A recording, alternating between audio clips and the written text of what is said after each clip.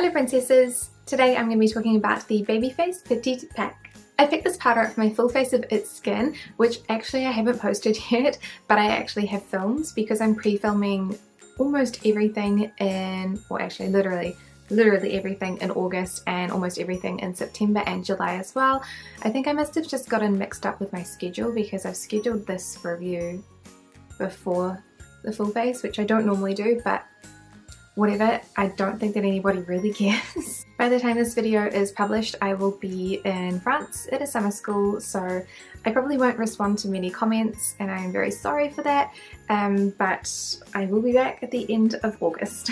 So the product description says, offering natural and flawless coverage to defects on your skin, the lightweight compact does not lump and helps to control sebum for a dewy matte finish, puff included.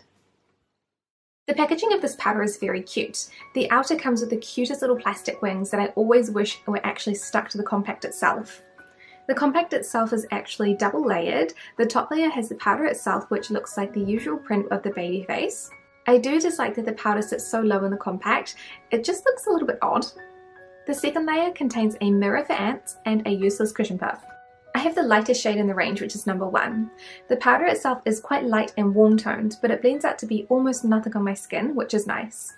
However, I do find that it reacts badly with some of my bases, in particular the Moonshot face balm that I'm reviewing this month, which actually turned a really great shade of orange. I find that this powder mattifies my skin really well, but it doesn't blur any of my pores or provide more coverage. It does actually make my skin look a little bit dry, which I don't like as much. I think that this would be much better suited for princesses without dry skin.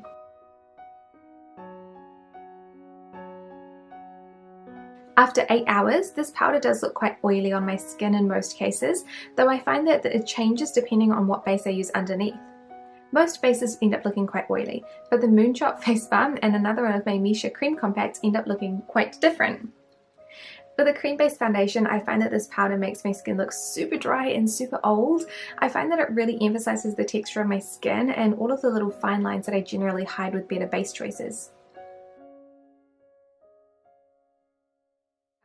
This is another Babyface product that just doesn't work out that well for my skin. It really mattifies my skin, but it also makes it look really dry, which I do not like. I want a powder that does make my skin look not super shiny and not super matte. I like it to be kind of in the middle, and because my skin has got some fine lines and texture, I like powders that hide that rather than emphasize that, and I find that this powder emphasizes that. I also found it to be really unreliable. Depending on what base I used underneath, because I did try this quite a few times, changed the outcome of what this product looked like, which is not a good thing for me. I like a powder that is the same with every single base, so something that no matter if you change base like every second day, it will still look good. Unfortunately, this is just not the product for me. I would probably recommend this for princesses who just use one base, I guess, because at least you'll know what it's going to do or how it's going to look. It's also a hard one because I don't think it controls oil very well,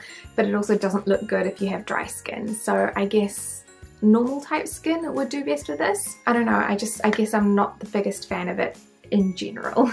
So unfortunately, this is not a product that I will continue to use. Thank you guys so much for watching this review, and I will see you next time.